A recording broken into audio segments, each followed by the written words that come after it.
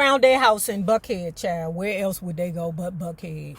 Watch your purse when you go down there, okay? Yeah, it's moving, it's shaking, it's popping, but watch your purse, okay? Because them ninjas around there, they be getting you.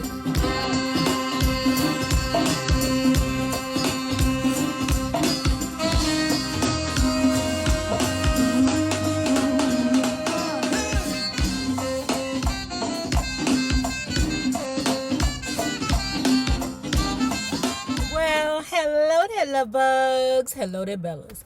If you have not already done so, please remember to like, share the Facebook, subscribe, and visit uptopbeauty.com for these JT RZA shades. We got them in black and tortoise.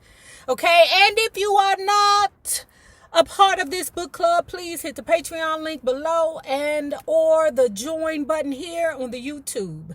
And for a small monthly fee of $5, you babies, yes, you can be privy to all the shenanigans before the YouTube gets it, if the YouTube gets it. Now, y'all, let's continue talking about Peggy.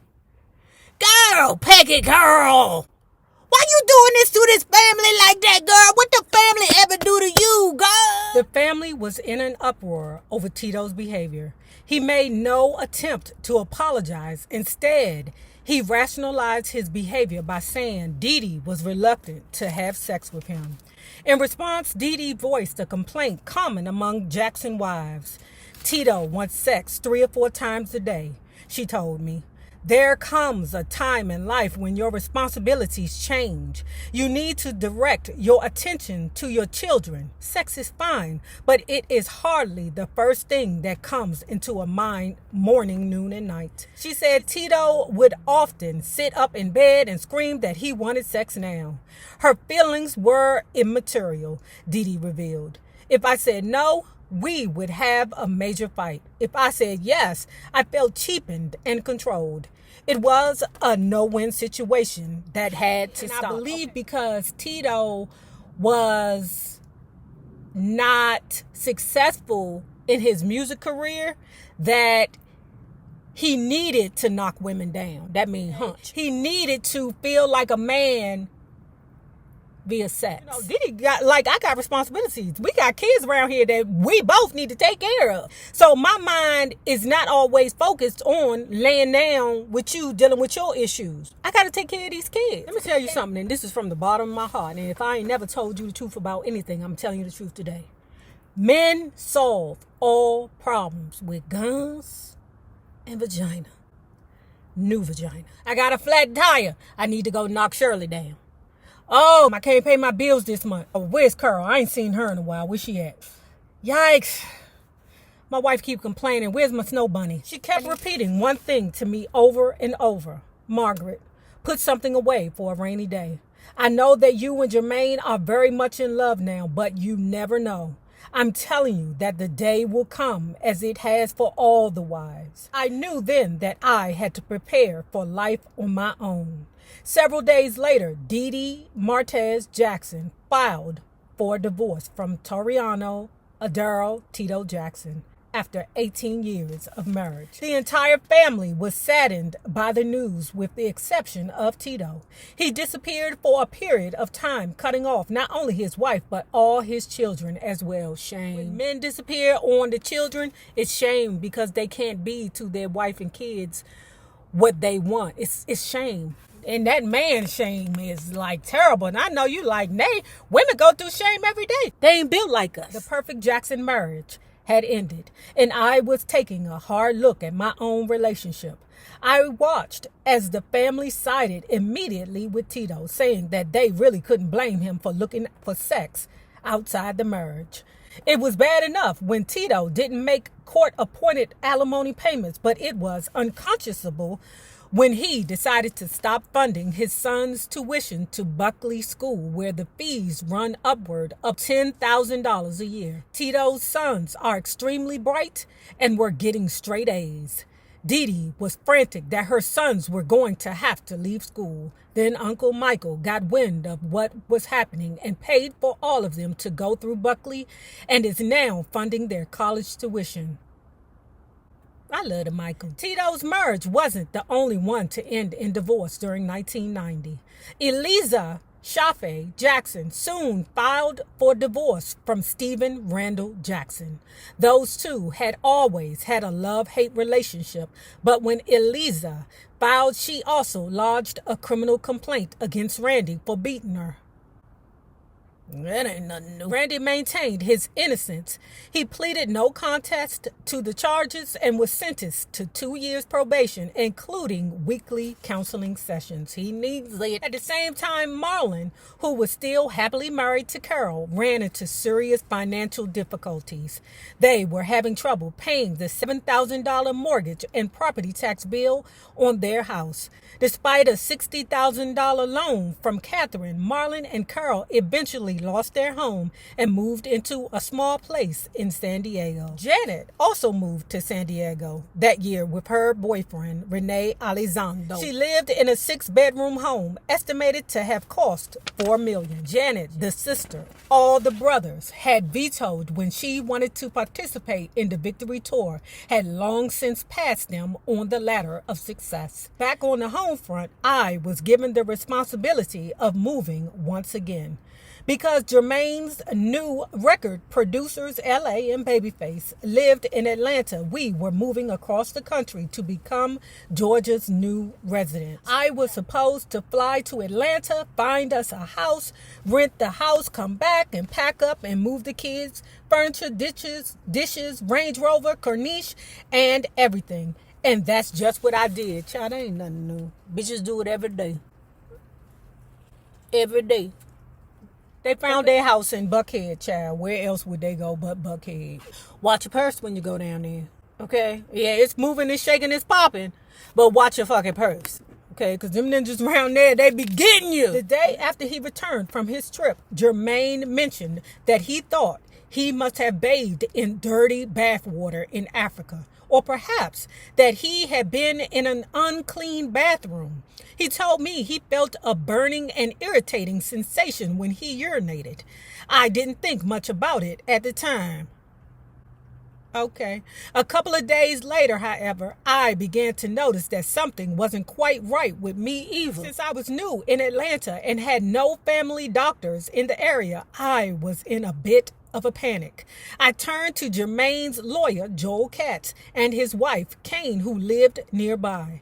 Sensing the urgency in my voice, Kane offered to drive me to her doctor. When Jermaine found out where I was headed, he insisted on coming along. So that story right there just sounds preposterous to me, because as a young lady who has always taken care of myself and my little sister, you know, for the most part, all the part. When I got 16 years old, I had made the choice that I was going to protect myself, even though my mother wasn't there for me to be like, oh, Ma, I think I want to have sex now. I want to be careful. I don't want to get pregnant. I don't know how I found it, but I did. I'm very resourceful, y'all. If I want it done, I will get this shit done, right?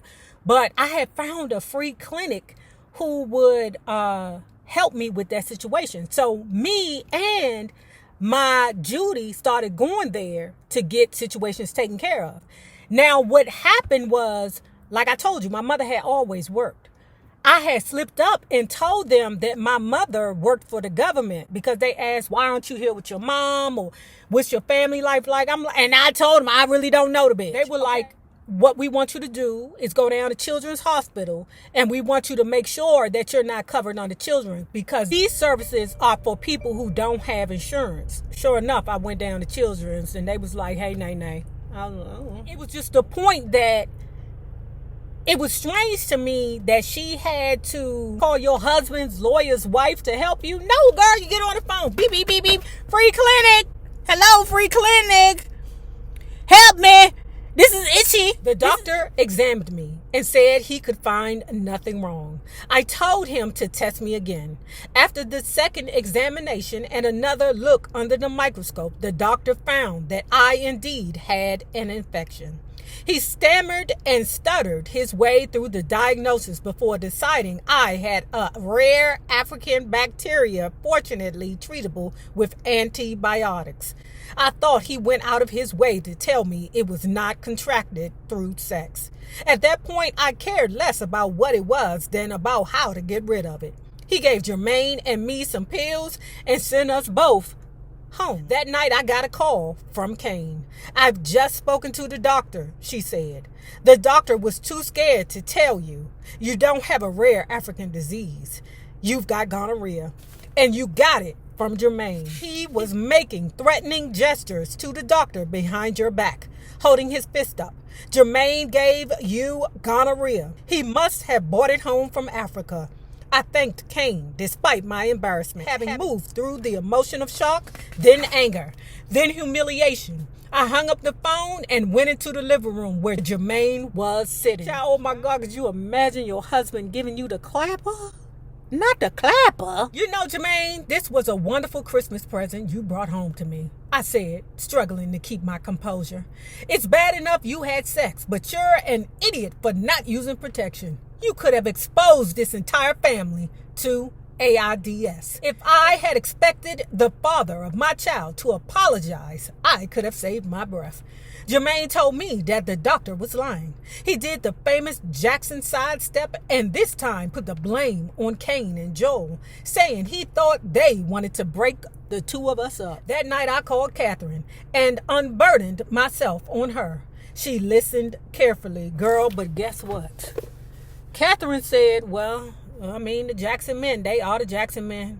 You know, one time Joseph came home with the clapper on me, and he did the same thing. Catherine, and you okay with that? Oh, my God. The revenge. And I'm not a vengeful person, but the revenge. Lord. There could be no revenge greater than what I would have planned. What would y'all do? Put down in the notes, what would y'all do? Most of y'all probably be like, I leave that nigga. He can't burn my vagina up, and then I stay with him. I would probably leave, but I would get his ass before I go. Catherine said that, like me, she didn't know what was wrong, saw a doctor, and then confronted Joseph, who denied any knowledge of either having the disease or spreading it. Soft Peter. I don't even know where you get that shit from. And I don't know, but I hear they give it to the people in Job Corps in jail. Oh my God, everything I cook for him would have soft Peter in it. I bet your ding dong be too soft to put it in anybody to get a disease. Nigga. I put my personal concerns aside so that Jermaine could begin work on his album. Then we discovered that he was getting the brush off by LaFace Records. They seemed to be coming up with excuse after excuse for postponing the start of the recording sessions. I took matters into my own hands and telephoned Vernon Schlattner, the president of LaFace, to ask when Jermaine would be going into the studio. He said everyone was out of town and that he would get back to me. 3 months went by with no word. Finally, I called again. This time, I was told that LA and Babyface were in Los Angeles working with Michael Jackson on his new album, Dangerous. Oh! Woo! I'm telling you, you Virgos got something to say? Y'all want to say it? Okay, I was just checking. Y'all got something to say? All right, because you motherfuckers will save the day, but y'all will snake the out of somebody too. It was a bombshell. Jermaine was more than hurt. He was furious. Michael knew how excited Jermaine was and that we had moved to Atlanta specifically to work with these producers. He could have any producers he wanted, Jermaine screamed. Why does he have to take the two who were working with me? The answer is that Michael wanted the best in the business, and the best wanted to work with him. Even a single hit on a Michael Jackson album could earn them millions of dollars. A hit on Jermaine Jackson's album had little chance of doing the same. In a way, I couldn't blame them. When LA and Babyface finally returned to Atlanta, it was with empty pockets. Michael Jackson hadn't used any of their material on his new album, so they headed into the studio with Jermaine. The first song they recorded was a single entitled Word to the Bad.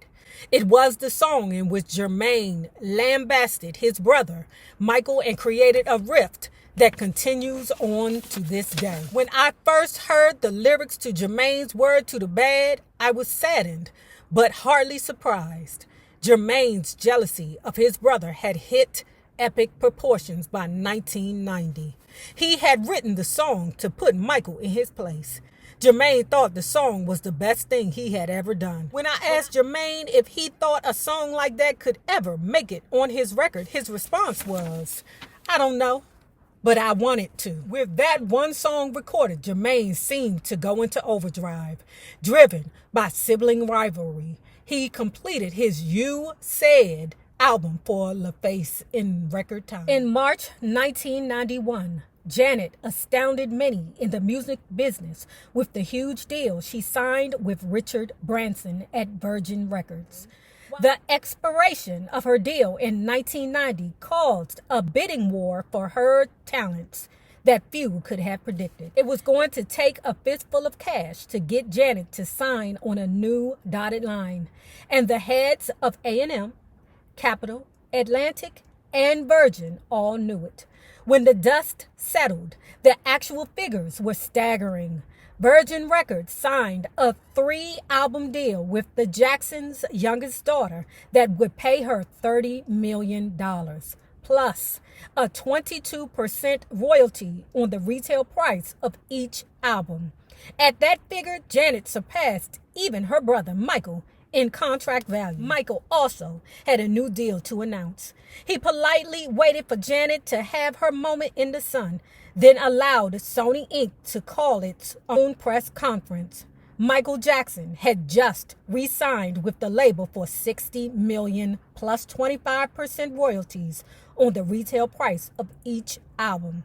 Additionally, he would get his own label, which he called MJJ Records. The two deals were astronomical, and no one took it harder than Jermaine.